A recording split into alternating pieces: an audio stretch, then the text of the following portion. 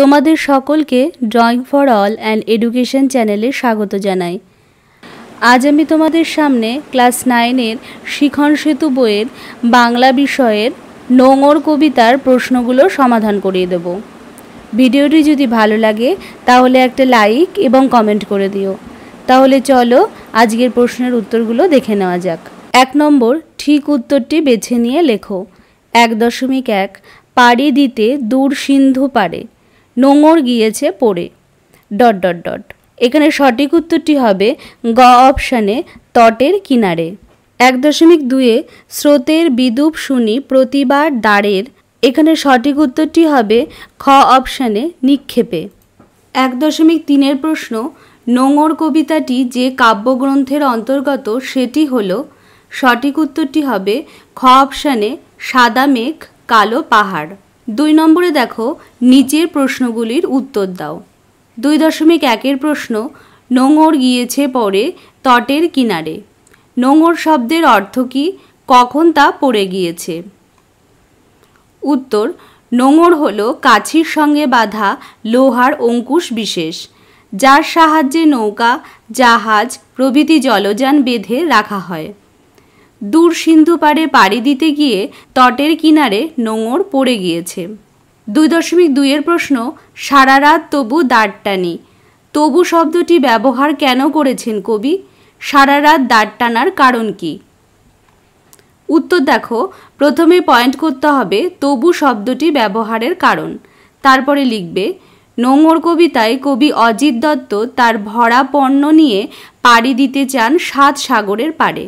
গতানুগতিক জীবনের সীমানা পেরিয়ে এক স্বপ্ন কল্পনাময় জগতে তিনি বিচরণ করতে চান, অথচ তার তরিতটের কিনারে নোঙরে বাধা পড়ে গেছে। বাস্তব জীবনের মায়াবন্ধন তিনি অতিক্রম করতে পারছেন না। ব্যর্থতা অনিবার্য জেনেও কবি চেষ্টা করে চলেছেন বন্ধনমুক্ত হওয়ার।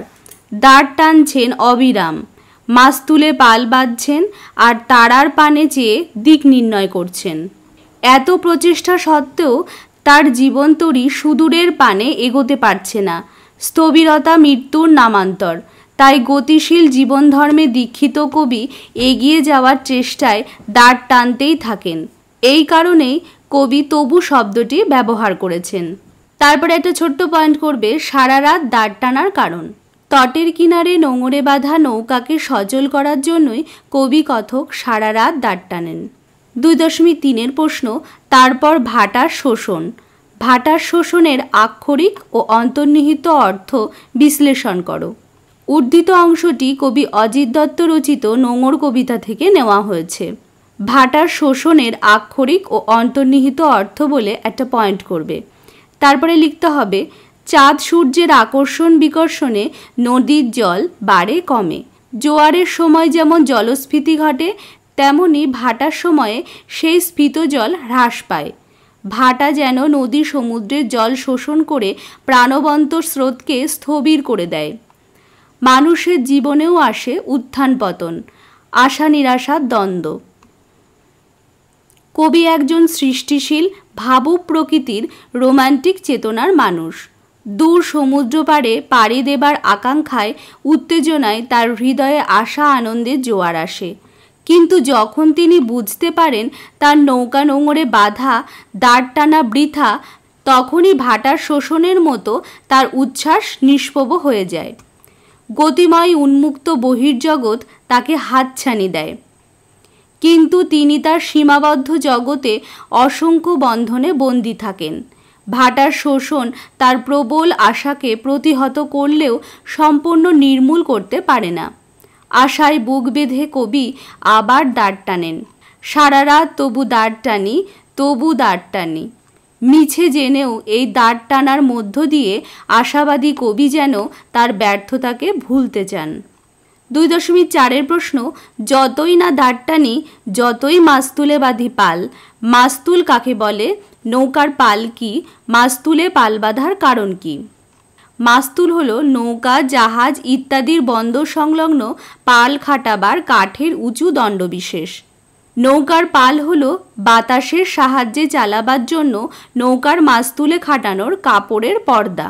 একটা পয়েন্ট করবে মাস্তুলে পাল বাঁধার কারণ, তারপরে লিখবে প্রশ্নে উদ্ধৃত নোঙর কবিতার রচয়িতা কবি অজিত দত্ত মাস্তুলে পাল বাঁধতে চান, কারণ তার রোমান্টিক মন পরিচিত জগতের গণ্ডি পেরিয়ে দূর সমুদ্র পাড়ে যেতে চায়। 2.5 প্রশ্ন, স্রোতের বিদ্রুপ শুনি প্রতিবার দ্বারের নিক্ষেপে। দ্বারের নিক্ষেপে বিদ্রুপ শোনার কারণ ব্যাখ্যা করো। প্রথমে পয়েন্ট করবে বিদ্রুপ শোনার কারণ, তারপরে লিখবে নোঙর কবিতায় কবি অজিত দত্ত নৌকা নিয়ে পাড়ি দিতে চান দূর সমুদ্র পাড়ে, কিন্তু সে নৌকা নোঙরের কাছিতে বাঁধা। সারা রাত তিনি অবিরাম দাঁড় টানেন, তবু নৌকা যেন গতিহীন। জলস্রোত কবির মতো বন্দী নয়, সে স্বাধীনভাবে বয়ে চলে।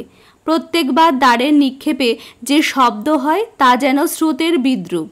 কবির এই বন্দিদশা অসহায়তাকে বিদ্রুপ করেছে স্রোত। সাংসারিক বন্ধনে কবি আষ্টে পৃষ্ঠে জড়িয়ে আছেন। সেই স্থিতিশীলতাকে অতিক্রম করে তিনি তার স্বপ্ন কল্পনার স্বাধীন জগতে ইচ্ছে মতো ভেসে যেতে পারছেন না, তাই স্রোতের বিদ্রুপ তাকে সহ্য করতে হয়েছে। 2.6 প্রশ্ন, এ তরিতে মাথা ঠুকে সমুদ্রের দিকে তারা ছোটে। উদ্ধৃতাংশের রূপকটি পরিস্ফুট করো। একটা পয়েন্ট করবে উদ্ধৃতাংশের রূপক, তারপরে লিখতে হবে উদ্ধৃত অংশটি কবি অজিত দত্ত রচিত নোঙর কবিতা থেকে নেওয়া হয়েছে। কবি দূর সমুদ্রে পাড়ি দিতে চান, কিন্তু তটের কিনারে তার নৌকা নোঙরে বাধা পড়ে গেছে। প্রকৃতির স্বাভাবিক ছন্দেই জোয়ারের ঢেউগুলি তটের কাছে আসে, আবার ফিরে যায়। জোয়ারের ঢেউয়ে নৌকার দোলায় কবি আশান্বিত হন। পরমুহূর্তেই কবিকে নিরাশ করে নোঙরের বন্ধনে আবদ্ধ নৌকায় ঢেউগুলো মাথা ঠুকে ফিরে যায় সমুদ্রের দিকে। কবি বুঝে যান জোয়ারের এই ঢেউ তার নোঙরের বন্ধনকে আলগা করতে পারবে না। জাগতিক বন্ধন উপেক্ষা করে স্বপ্নালোকে বিচরণ করা যে অসম্ভব তা মুক্তি প্রত্যাশী কবির কাছে পরিষ্কার হয়ে যায়। 2.7 প্রশ্ন, আমার বাণিজ্য তরী বাধা পড়ে আছে। নোঙর কবিতায় বাণিজ্য তরী প্রসঙ্গ এসেছে কেন? সেই তরী কোথায় বাধা পড়ে আছে? প্রথমে পয়েন্ট করবে প্রসঙ্গ, তারপরে লিখবে কবি অজিত দত্ত তার নোঙর কবিতায় বলতে চেয়েছেন প্রতিটি মানুষই তার জীবনের লক্ষ্যে উচ্চাকাঙ্ক্ষী। কবিও মহৎ কোনো উদ্দেশ্যে পাড়ি দিয়েছেন জীবনের স্রোতপ্রবাহে।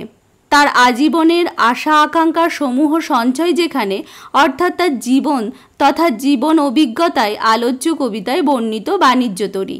শুধু স্বপ্ন কল্পনার পথে এই তরীখানি নোঙরে বাধা পড়েছে।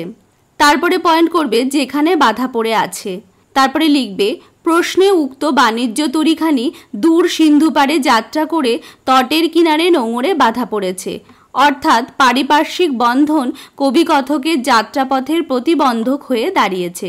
2.8 প্রশ্ন, নোঙরের কাছি বাঁধা তবু এ নৌকা চিরকাল।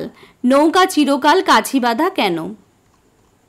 প্রথমে পয়েন্ট করবে চিরকাল কাছি বাঁধা কেন, তারপরে লিখবে নোঙর কবিতার রচয়িতা কবি অজিত দত্ত পরিচিত জগতের গণ্ডিতে আবদ্ধ থাকতে চান না। তরী নিয়ে 7 সমুদ্র পাড়ে পাড়ি দিতে চান পরিচিত জগতের বাইরে অনেক দূরে, অথচ তটের কাছে নোঙরে বাধা পড়ে আছে তার নৌকা। বহমান সময় সমুদ্রে কখনো জোয়ার আসে, কখনো ভাটা। সেই জোয়ার ভাটা আলাদা আলাদা মাত্রায় স্পর্শ করে যায় কবির আশা আকাঙ্ক্ষা সমেত তার সমূহ সঞ্চয় সক্ষমতা তথা বাণিজ্য তরীকে, কিন্তু কখনোই তার নোঙরের বন্ধনকে আলাদা করতে পারে না। তিনি সারা রাত জেগে দাঁড় টানেন, মাছ তুলে পাল বাঁধেন আর তারা দেখে দিক নির্ণয় করেন। নৌকা তবু এগোয় না। কবির বিরামহীন দাঁড় টানা বৃথা হয়ে যায়। যতই তারার দিকে চেয়ে করি দিকের নিশানা, ততই বিরামহীন এই দাঁড় টানা। সাংসারিক সামাজিক মানুষ হিসাবে কবি বাধা পড়ে আছেন দায়িত্ব কর্তব্যের বন্ধনে, অথচ তার সৃষ্টিশীল কল্পনাপ্রবণ মন চাইছে সুদূরে পাড়ি দিতে, পৌঁছে যেতে কাঙ্ক্ষিত গন্তব্যে। মন যা চায় মানুষ তা পায় না। জীবনব্যাপী অন্বেষণ চলে কাম্য বস্তুর। অতৃপ্ত কবির নিঃসঙ্গ নিস্তব্ধ মুহূর্তগুলো কেঁপে ওঠে সাগর গর্জনে। দ্বারের প্রতিটি নিক্ষেপে তিনি স্রোতের বিদ্রুপ শুনতে পান। বাস্তব জীবনের মায়াবন্ধন ছিন্ন করা সম্ভব নয় জেনেও কবি বারংবার চেষ্টা চালিয়ে যান। এত প্রচেষ্টা সত্ত্বেও তার জীবনতরী চিরকাল কঠিন বাস্তবতার নোঙরে বন্দী। বন্ধন মুক্তির ব্যর্থতায় বিষণ্ণ কবি মনে উপলব্ধ হয় নোঙরের কাছে বাধা তবু এ নৌকা চিরকাল। 2.9 প্রশ্ন, নিস্তব্ধ মুহূর্তগুলি কিভাবে কেঁপে ওঠে? উত্তর, নোঙর কবিতার রচয়িতা কবি অজিত দত্তের দূর সমুদ্রপাড়ে পাড়ি দেওয়ার বাসনা ছিল। কবির নিস্তব্ধ মুহূর্তগুলো সাগর গর্জনে কেঁপে ওঠে। 2.10 প্রশ্ন, নোঙর কবিতায় কবি কিভাবে দিকের নিশানা করেন? প্রথমে পয়েন্ট করবে কিভাবে দিকের নিশানা করেন, তারপরে লিখবে নোঙর কবিতায় কবি অজিত দত্ত দূর সমুদ্র পাড়ে পাড়ি দিয়ে বাধাপ্রাপ্ত হয়েছেন বারবার। নোঙরের বন্ধনে বাধা পড়েছে তার বাণিজ্য তরী। প্রতি পদক্ষেপে ব্যর্থতার গ্লানি তাকে দিকভ্রান্ত করেছে। তাই অভীষ্ট লক্ষ্যে পৌঁছাতে হতাশার অন্ধকার রাত্রিতে তিনি দিক নির্দেশক নক্ষত্রের সহায়তায় দিকের নিশানা খুঁজতে অস্থির হয়ে উঠেছেন, কিন্তু তারাও তাকে দিকের নির্দেশ দিতে ব্যর্থ। 2.11 প্রশ্ন, ততই বিরামহীন এই দাঁড়টানা। কবি কেন দাঁড়টানাকে বিরামহীন বলেছেন?